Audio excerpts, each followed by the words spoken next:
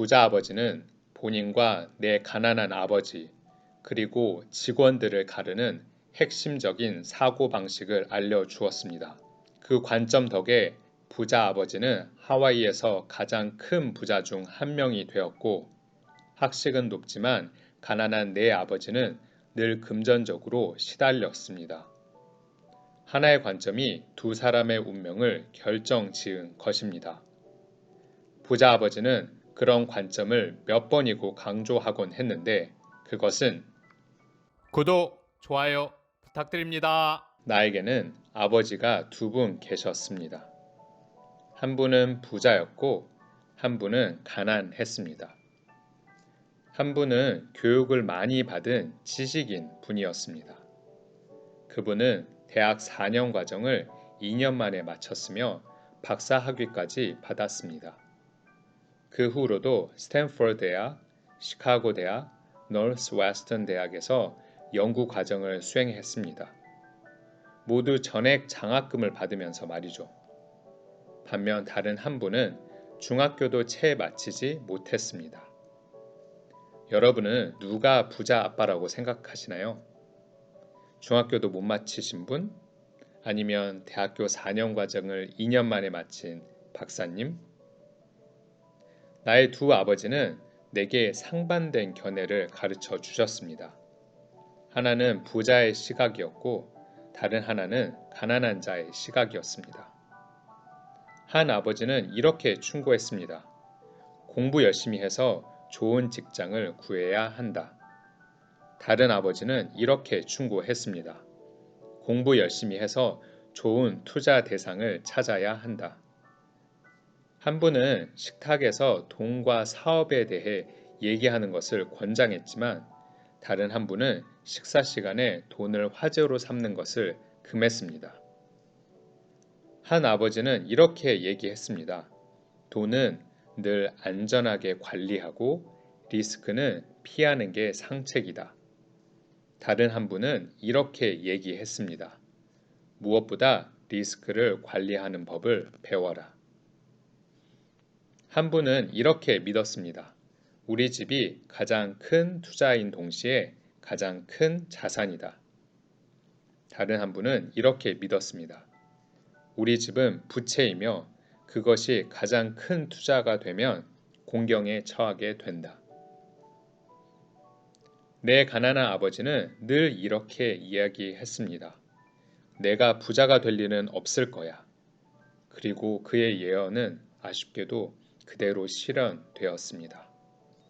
반면 내 부자 아버지는 언제나 자신을 부자로 간주했습니다. 그분은 이런 식으로 말하곤 했습니다.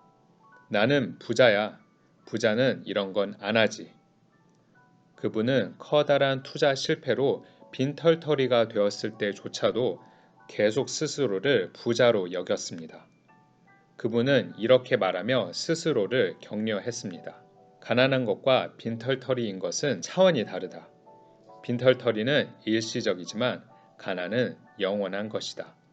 내 가난한 아버지는 또 이렇게 말하곤 했습니다. 나는 돈에는 관심이 없다. 혹은 돈은 중요하지 않다. 하지만 내 부자 아버지는 늘 이렇게 말했습니다. 돈은 곧 힘이다. 당신은 어떤 아버지의 말을 듣고 싶은가요? 첫째, 부자들은 돈을 위해 일하지 않는다.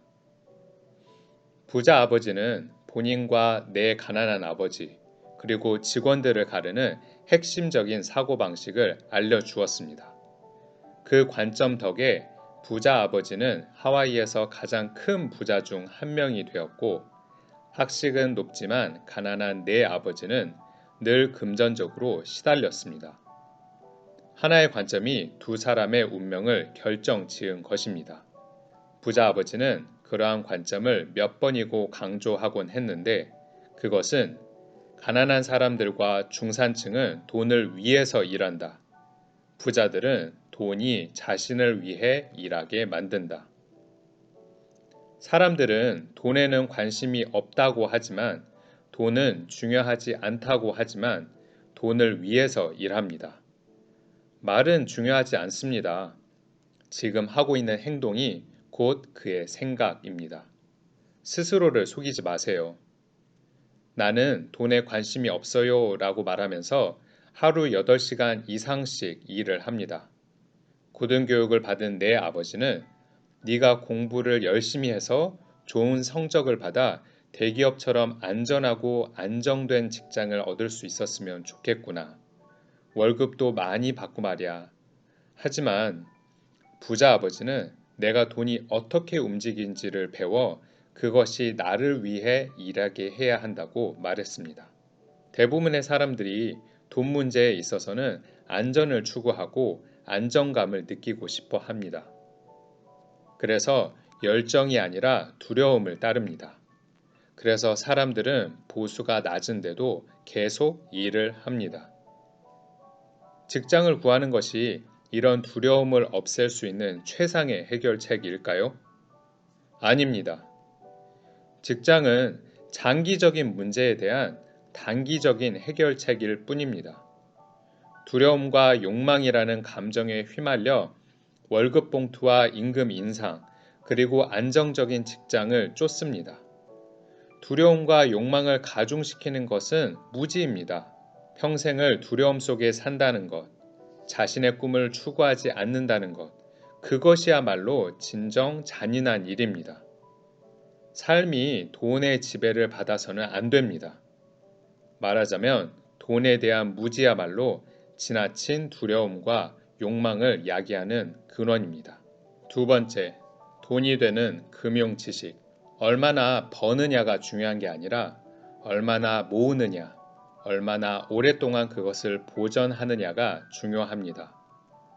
부자가 되고 싶다면 돈에 대한 지식을 쌓아야 합니다.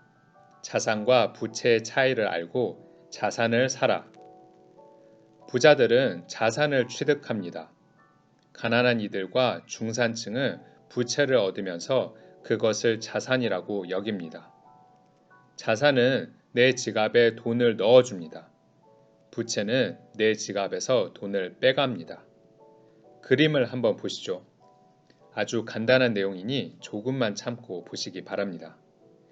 위에는 손익계산서라고 뭔가 거창한 말을 적었지만 그냥 쉽게 수입과 지출을 표시한 것입니다.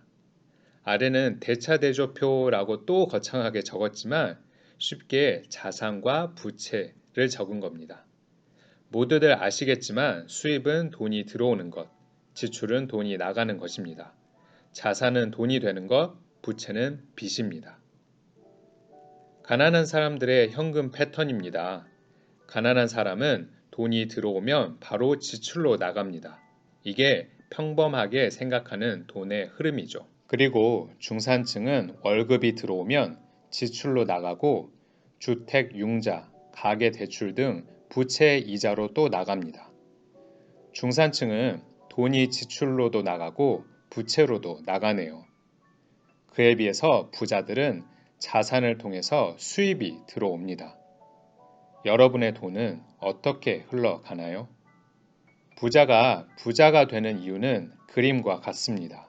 부자 아버지의 재정 상태를 보면 어째서 부자가 더 부자가 되는지를 알 수 있습니다. 자산 부문이 지출을 상쇄하고도 남을 정도로 충분한 수입을 창출하기 때문입니다. 남는 돈은 다시 자산 부문에 재투자되고 그러면 자산 부문은 계속해서 불어나고 자산이 창출되는 소득 역시 함께 증가합니다. 그 결과 부자는 점점 더 부자가 되는 것입니다. 중산층은 끊임없이 재정적인 어려움을 겪습니다. 그들의 주요 수입원은 임금입니다. 임금이 인상되면 세금도 함께 인상됩니다. 임금이 늘어나면 그들의 지출 역시 비슷한 비율로 늘어납니다. 그리하여 새항지 레이스가 되는 것입니다. 이들은 자신의 집을 가장 큰 자산으로 여기며 소득을 창출하는 자산에 투자하지 않습니다. 당신의 패턴이 가진 돈을 모두 소비하는 것이라면 현금의 증가는 결국 소비의 증가로 이어지기 쉽습니다. 대부분의 사람들은 계속 일을 하면서 자산을 구입할 돈을 모아야 합니다. 쉽지요? 열심히 자산만 모으면 부자가 된다는 겁니다. 부자는 자산을 삽니다. 셋째, 부자들은 자신을 위해 사업을 한다. 부자들은 자산에 초점을 맞춥니다. 부자가 아닌 이들은 수입에 초점을 맞춥니다. 자기 사업을 해라. 경제적인 어려움을 겪는 것은 대개 사람들이 평생 다른 사람들을 위해 일하기 때문입니다. 많은 사람들이 그렇게 열심히 일하고도 결국에는 아무것도 갖지 못합니다. 내가 없어도 되는 사업을 하라. 소유자는 나지만 관리나 운영은 다른 사람들이 맡도록 합니다. 내가 직접 거기서 일을 해야 한다면 그것은 사업이 아니라 내 직업이 됩니다. 수익을 창출하는 부동산, 주식, 채권, 어음이나 차용증, 로열티를 가져라. 당신만의 사업을 시작하십시오. 직장을 유지하면서 부채가 아닌 진짜 자산을 사십시오. 집으로 가져오고 나면 가치가 사라지는 일반 소장품은 사지 마십시오. 새 자동차는 그것을 구입해 대리점에서 몰고 나오는 순간 당신이 지불한 가치의 25%를 잃습니다. 진심으로 창업을 하고 싶은 사람들이 있다면 그렇게 하십시오. 하지만 그런 마음이 없다면 차라리 직장에 다니면서 자기 사업을 하길 권합니다. 낮에는 직장에 다니면서 열심히 일하는 훌륭한 직원이 되고 그러면서 동시에 자산 부문을 다져야 합니다. 부자들은 사치품을 가장 나중에 구입합니다. 예를 들어 돈이 생겼다고 벤츠 먼저 사지 않습니다. 자산을 사고 그 자산에서 나온 돈으로 지출을 합니다. 아파트 임대 수입으로 벤츠를 삽니다. 당신이 해야 할 일. 지금 하는 일을 중단하라. 당신이 하고 싶은 일을 해낸 사람을 찾으라. 강의를 듣고 책을 읽고 세미나에 참석하라. 행동은 늘 행동하지 않는 것보다 낫다. 이 이야기들은 부자 아빠, 가난한 아빠이라는 책에서 가져온 이야기입니다. 여러분은 어떻게 보셨나요? 제가 이 책을 읽고 투자에 적용한 것은 아래와 같습니다. 첫째, 자산을 사라. 저는 돈을 만들어내는 자산을 사려고 노력했습니다. 돈이 저를 위해 일하도록 만들었습니다. 저는 처음에 주식 배당 투자를 했습니다. 월, 분기, 년 단위로 현금이 들어오게끔 만들었지요. 수익형 자산 투자라고 하며 이와 비슷한 것이 오피스텔이나 빌라 월세 투자가 있습니다. 수익형 자산 투자를 먼저 하면 좋은 것이 자산 투자에 있어 작은 성공을 경험해 볼 수 있고 그렇게 들어오는 돈을 가지고 투자 포트폴리오를 다변화할 수 있기 때문입니다. 처음부터 묵혀두는 투자를 하면 힘든 것이 수익률이 안 나오는 경우와 장기 투자로 돈이 묶이기 때문입니다. 사실 수익형 투자의 단점은 시세 차익이 적어 큰 돈을 벌기는 어렵다는 면이 있습니다. 그러나 투자 초보일 때 하기에는 정말 좋은 것 같습니다. 그런 다음에 시세 차익형 투자를 했습니다. 부동산 갭 투자, 성장주 투자, ETF 투자, 금 채권 투자요. 당장 현금 흐름은 없지만 시세 상승으로 인해 돈이 되는 투자입니다. 이 투자를 어떻게 할지에 대해서는 이 영상을 참고하시기 바랍니다. 간단히 말씀드리면 장기 투자, 일정한 현금 비율 유지, 낙천주의 플러스 편집증입니다. 많은 분들에게 도움이 된 영상이니 꼭 보시기 바랍니다. 둘째, 사업을 시작하라. 직장을 다니고 있다면 직장을 다니면서 병행해 보시길 추천드립니다. 저 같은 경우에는 투자에서 얻은 지식, 회사에서 얻은 지식을 바탕으로 블로그에 글을 적었습니다. 블로그 유입을 높이기 위해 검색어를 잡기도 하고 무료 PDF 자료 나눔을 통해 구독자를 끌어모으기도 했습니다. 그렇게 만난 분들에게 강의를 한다거나 애드센스 광고를 통해 수익을 얻었습니다. 여러분도 자기 분야를 제대로 파서 사업화해 보시기 바랍니다. 우리 모두에게는 잘하는 게 있습니다. 그걸 잘 키워 전문화하면 누구나 나만의 사업 아이템을 만들 수 있습니다.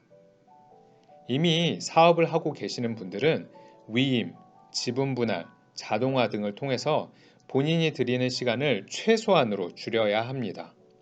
내가 없어도 되는 사업으로 만들어야 합니다. 소유자는 나지만 관리나 운영은 다른 사람들이 하게끔 합니다. 내가 직접 거기서 일을 해야 한다면 그것은 사업이 아니라 내 직업이 됩니다. 그렇게 시간을 만드십시오. 부자에게 가장 중요한 것은 시간입니다. 좋은 자산을 사는 방법을 공부하는 시간을 만드시길 바랍니다. 구독, 좋아요 부탁드립니다.